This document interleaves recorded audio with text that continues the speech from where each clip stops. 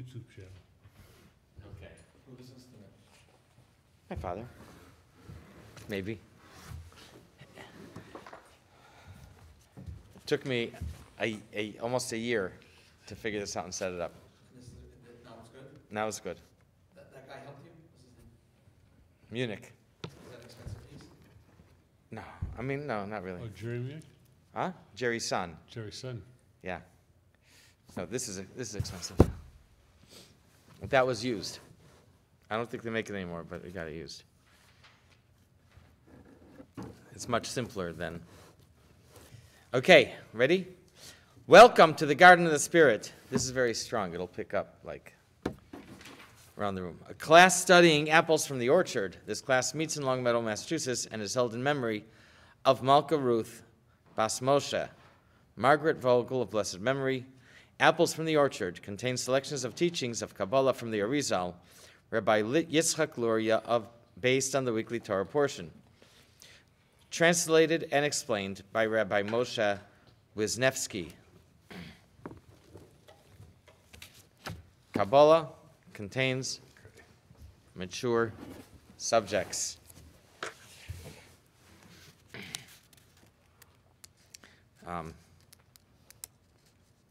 Both in the conventional sense and also takes a maturity of understanding of Torah. How's that? Okay.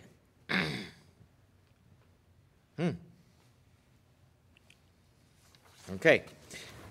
So the last few weeks we've been studying about the Tazria,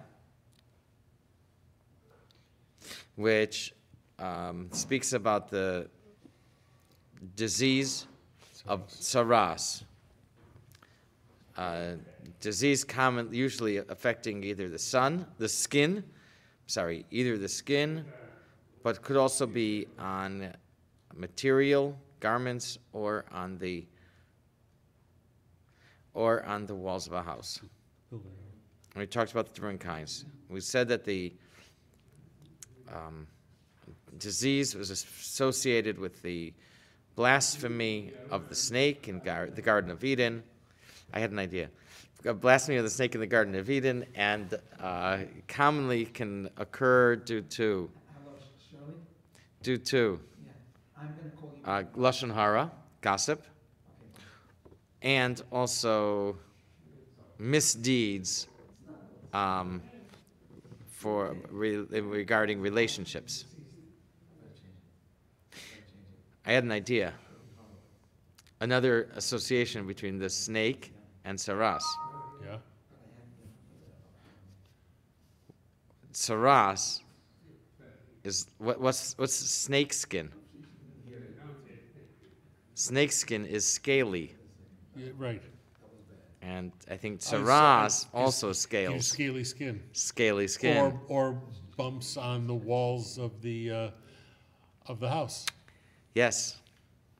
Or bumps on the wall of the house, just like, yes. So I Very think it's good. another connection. Okay, thanks.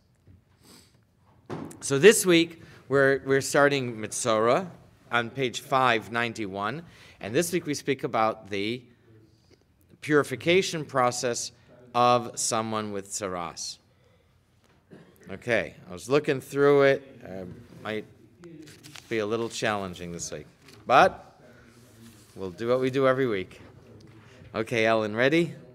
591. Zora, birds and ego. The priest shall take 2 live, ritually pure birds. The priest shall order one of the birds slaughtered over fresh water in an earthen vessel. He shall take the live bird and dip the live bird in the blood of the bird that has been slaughtered. He shall then set the live bird free in the open country. These procedures are part of the purification rites a person afflicted with Saras must undergo when he is cured. As we explained previously, the affliction of Saras is not simply a medical condition, but reflects a spiritual mental affliction, a faulty attitude in life.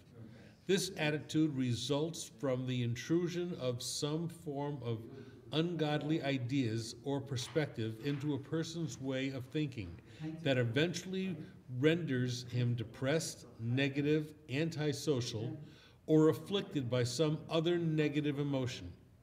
The purification process then must reflect how the individual disassociates himself with these negative ways of thinking. This negativity or ego... Do we say that? Did we say before it's a faulty attitude in life?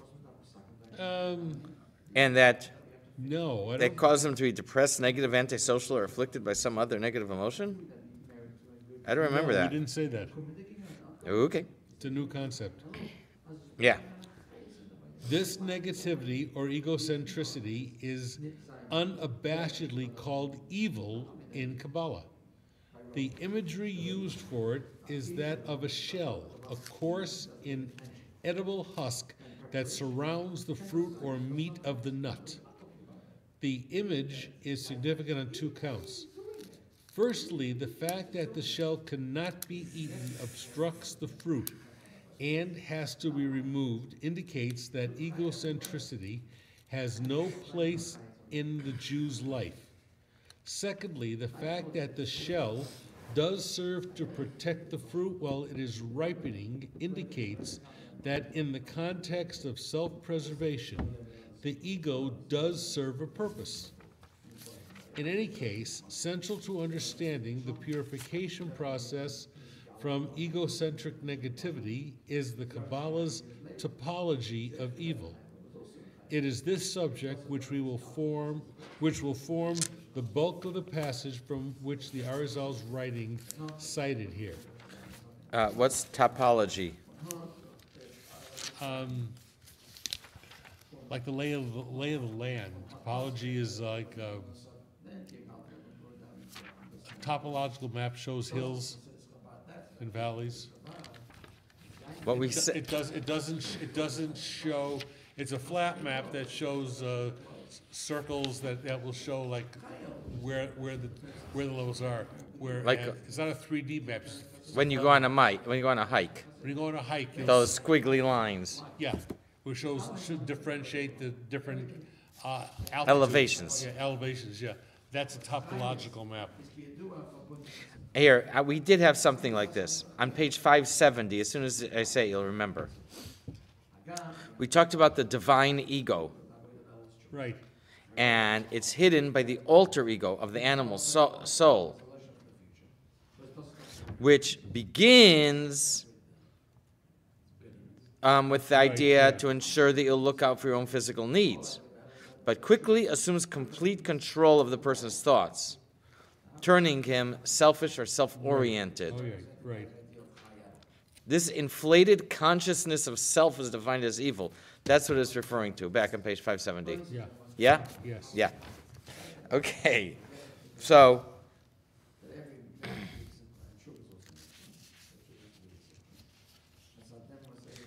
we have to understand what is evil.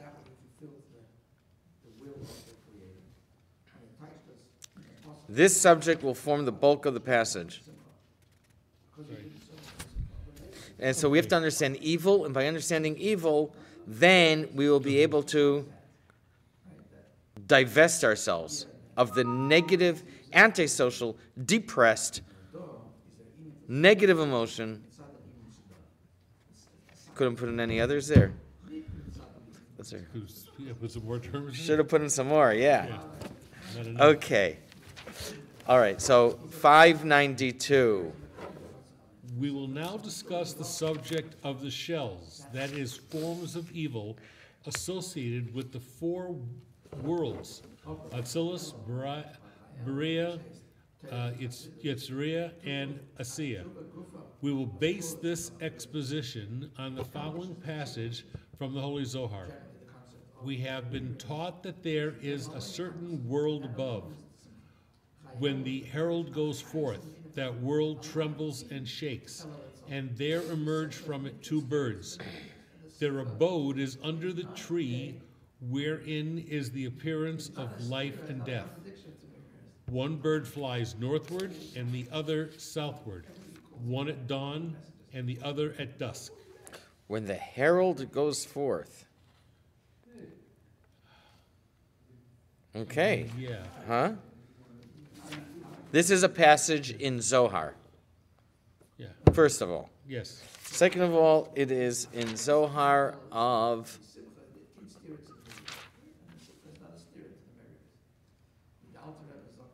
this week's Parsha Okay. of Vayechi. Did it say Vayechi here? No. It is a passage from this week's Parsha of Vayechi. And I have no clue where in Vayechi it is. The reference down here is to Yeah, the way the Zohar is cataloged. All right. In order to understand this passage, we have to understand a number of other things first. First of all, just as there are four worlds, Atzilus, Berea, Yitzeria, and Asiya, in the realm of holiness, so are there four impure worlds. The Atzilus of impurity is also known as Kalipa Noga, the shiny shell, which, although not holy, is not entirely evil either. It is neutral, and whatever is part of it can be assimilated into holiness if utilized properly. The lower three worlds of impurity are the three entirely impure shells, which cannot be assimilated into holiness. Okay, so we have four worlds, levels of Kalipa, corresponding to the four levels of Kedusha, of holiness. Okay. In the world of Atzilus, there are shells only opposite the backs of Zeir Anpin and its Nukva. There is thus evil at the level of Zeir Anpin and Nukva, but not at the level of Abba and Ima. Okay, so only at the level of Zeir Anpin and Malchus, only at the lower six Midos and Malchus, but not at what the three that are, or the two or three that are called Mochin, that are the minds and reason. Okay? In the idolized world of Atzilus, evil cannot attack the intellect, Abba and Ima. This is because the objectivity of intellect precludes any possibility of evil convincing it to succumb to its enticements. In English? In your own words? Evil cannot attack the intellect of Abba and Ima. Because It's the objectivity of intellect, the ability to reason. the ability to reason and to discern. Discern between the two precludes the evil convincing it to succumb. Evil will not be able to overtake it because of reasoning. It won't fall for that trick. Right. It's There you too go. smart. Okay. As long as he is thinking, Ideally. Ideally, then, a healthy intellect should be a person's first defense against evil. As long as he is thinking clearly, there's no way a person can fall into sin. Keep a clear mind. Keep a clear mind. This is also what we said before. Yeah. Do you remember last week, 2 weeks ago? Yeah. What? Well, keeping a clear mind, you're not going to succumb to anything. Goes to Bina. Yeah. You look back to Chachma for your mission statement and see your purpose and your mission.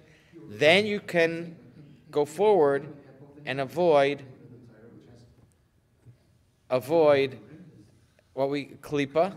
You avoid yenikas hachitzonim, which means the nourishment of evil, and you can avoid any tacklers by looking back and seeing which direction, looking at your mission statement from Chachma.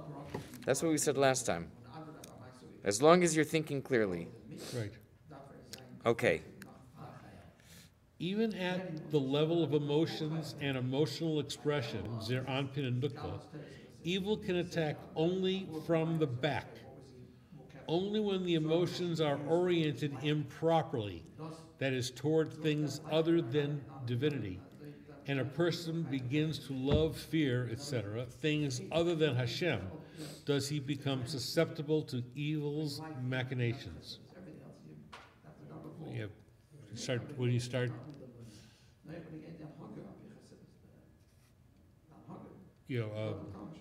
praising the dollar or anything else material,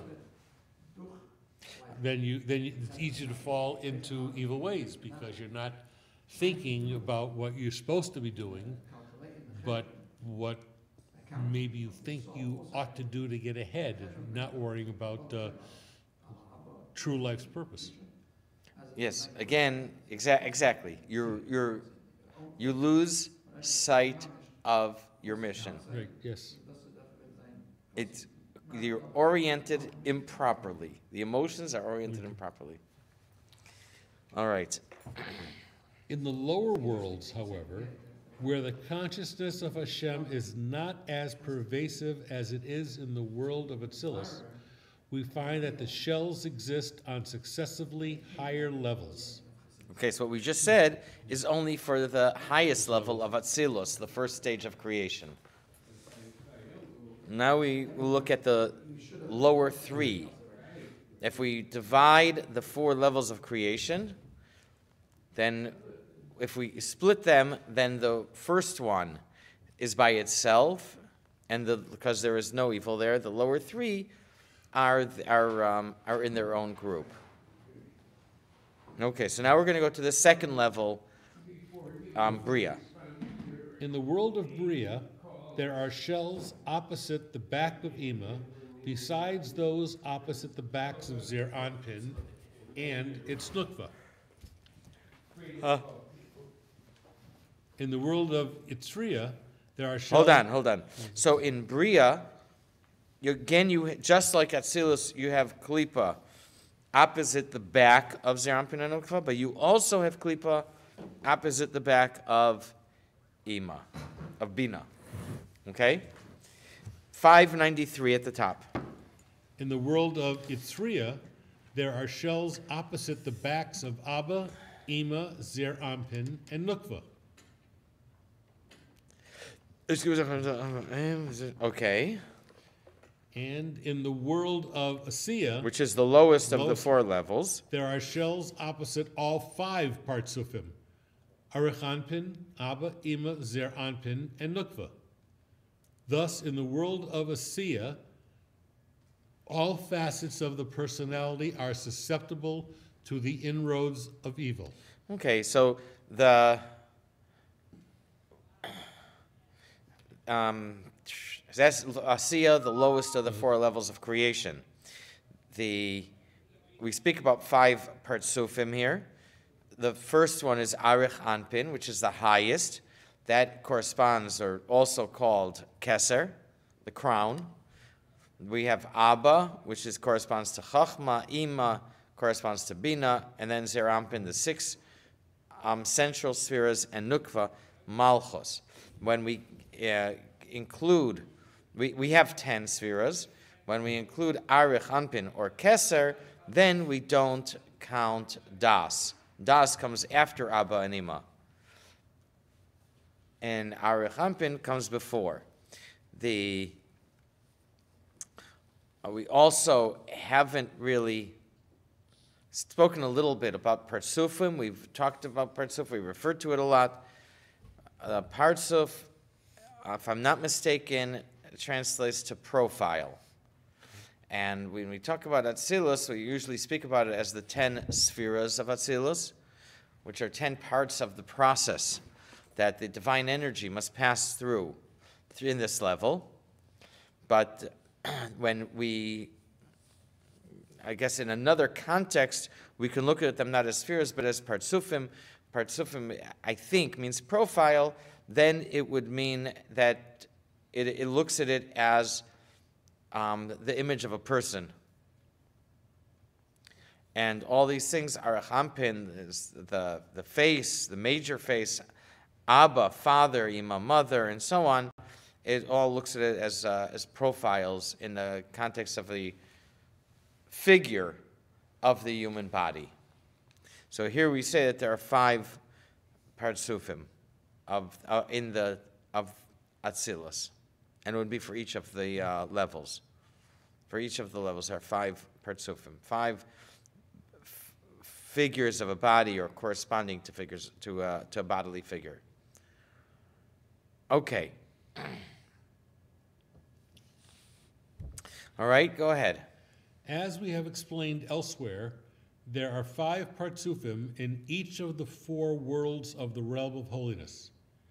Every partsuf has associated with it 7 palaces, in which exist the 10 spheres of that partsuf. A palace is, in this context, simply a setting in which the spheres may operate. So Place. we start off with 4 levels of creation, or they're also called worlds. The Hebrew word is olam, world. Yeah. I usually refer to it as 4 levels in the process of creation. Each level has 5 partsufim. Arich Anpin, which is the crown, Abba, Ima, Zer Anpin, and Nukva. Each partsuf has 7 palaces or abodes, chambers. Yeah. That's the word. Each one has 7 chambers.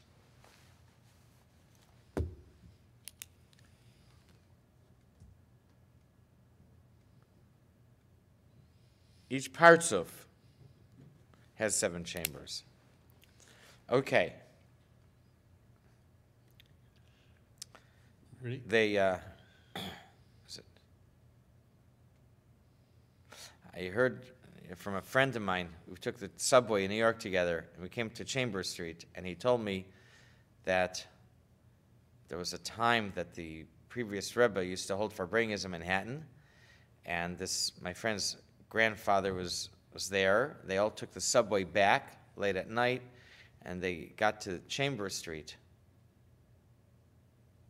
At the station, he jumped out of the train, and he was very excited, and he told everybody to get off right away. They were very bewildered, and they jumped off. The doors closed, the train pulled away, and they said, Yochanan, this is Yochanan Gornis. Yochanan said, what is it? What is it? And he said, Cook, Chaim Bergas, said Chambers Street. He says, look, the name of the street is Chaim Ber. So they danced in the station until the next train came. So I heard this from my friend. So at one point, many, many years ago, I told Rabbi Edelman the story. He laughed. He said, you don't understand. Chaim Ber was the name of one of the boys at that time. Oh, okay. He right away made the connection.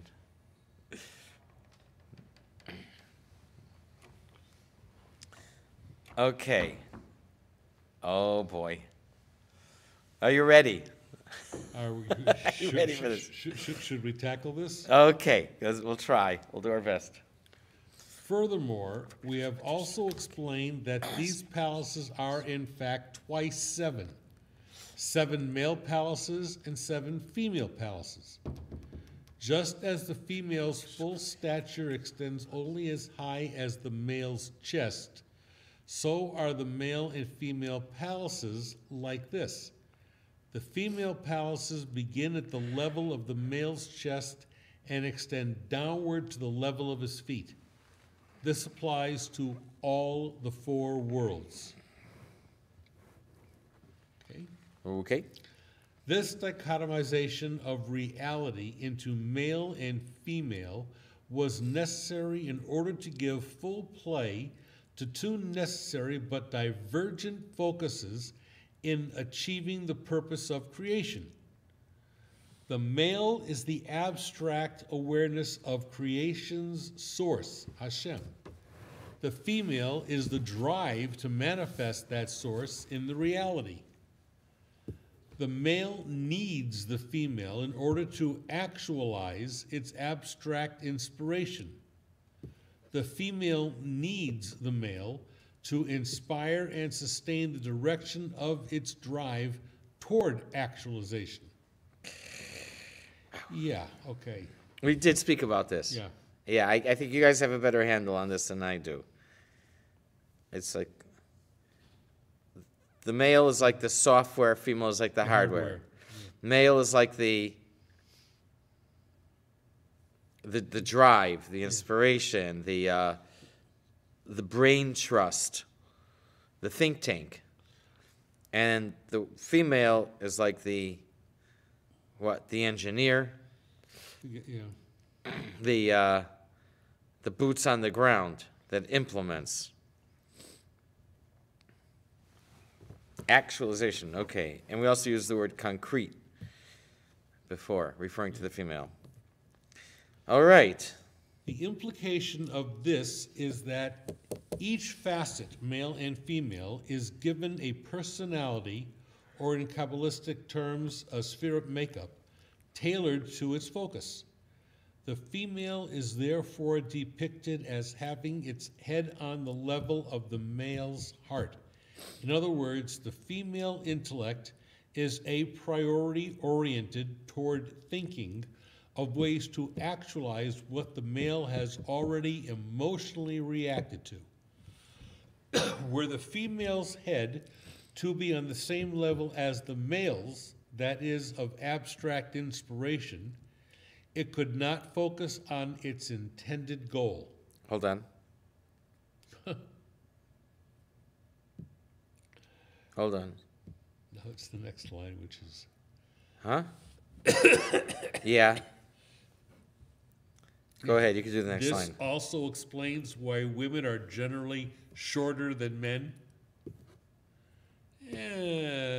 Generally, Sure. yeah, but there are some exceptions.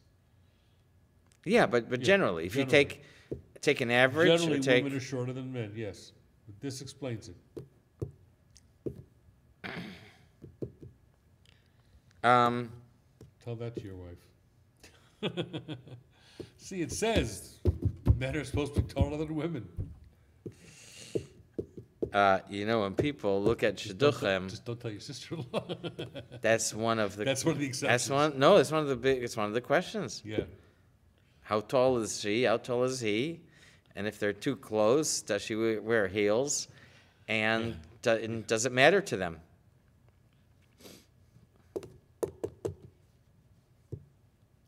Okay. I wouldn't think so. Individuals. Well, many people it does. Some people it doesn't. Some people it very much matters. Yeah. To some people it matters. And it has a lot to do with, I think, their ego. Maybe. Some men don't like to be shorter than the women they're with. Some men find that if that's true, that the woman is better than he is.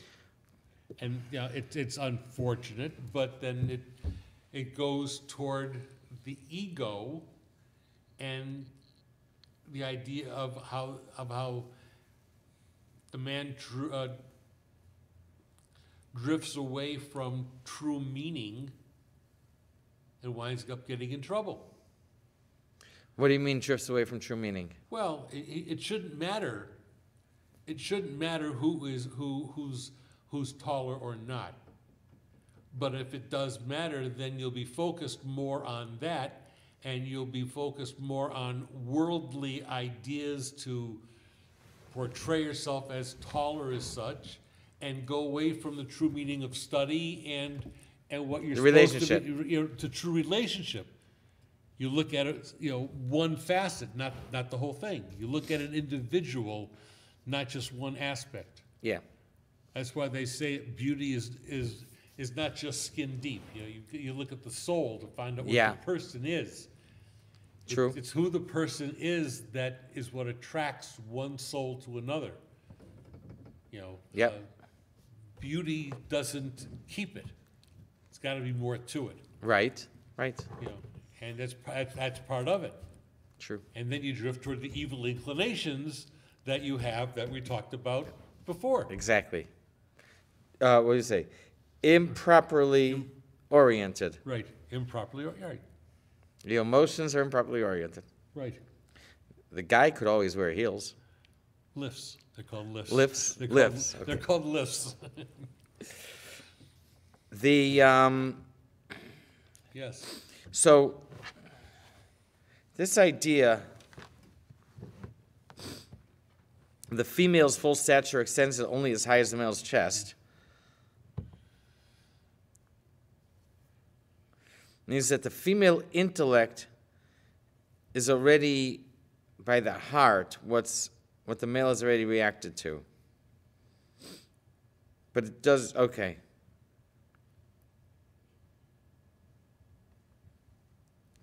All right? Yes. Okay, we're at the bottom of 593. The last line. How long is this? Okay. A little more. Yeah, let's go ahead.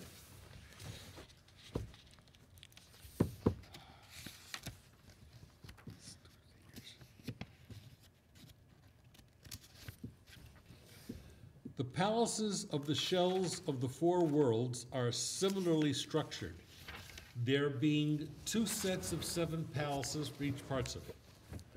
We might therefore assume that the 7 palaces of the Zeir Anpin of the shells would be opposite the 7 palaces of the Zeir Anpin of holiness, but this is not the case. The reason is that the shells do not touch the first 3 spheros of any partsuf. Therefore, it follows that the full stature of all 7 impure palaces of the evil Zeir Anpin reach only as high as that of the 6 lower palaces of the holy Zeir Anpin. There is no shell opposite the 7th highest palace of the holy Zeir Anpin. That is the palace associated with its first triad of spheres. The same is true of all the evil palaces in each of the 4 worlds. The Partsufim of evil are also shorter than the Partsufim of holiness, although for an entirely different reason.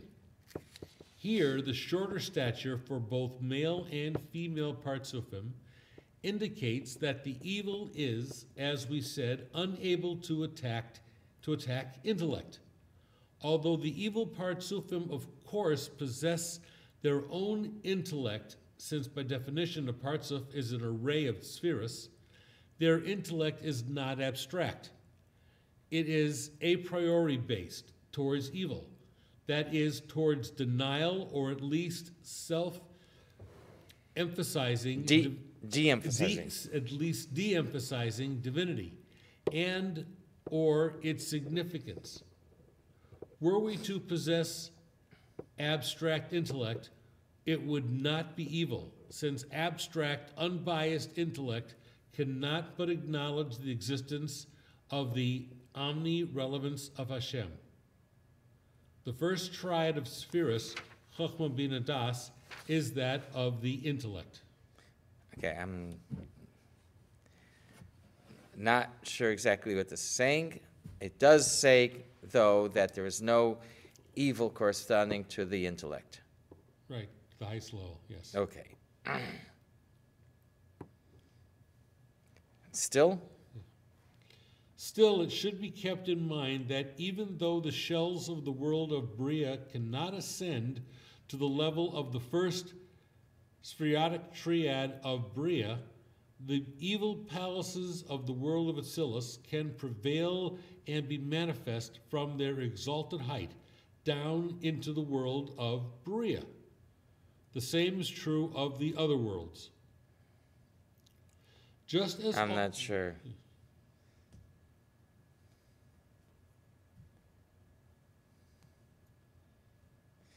I'm not sure what that is.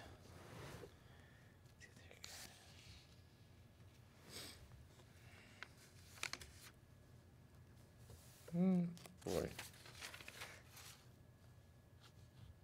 I think, wait, where? I think we should stop here, Okay, right? And we've done about close to half an hour. yeah, oh, yeah, We've done 591 to 594. yeah. And I think we should stop here. And next thing seems to, it looks like the, we'll be able to pick up next week, even though people didn't learn this. We'll be able to pick it up next week and start from here. Okay. Oh, boy. Okay. This was tough.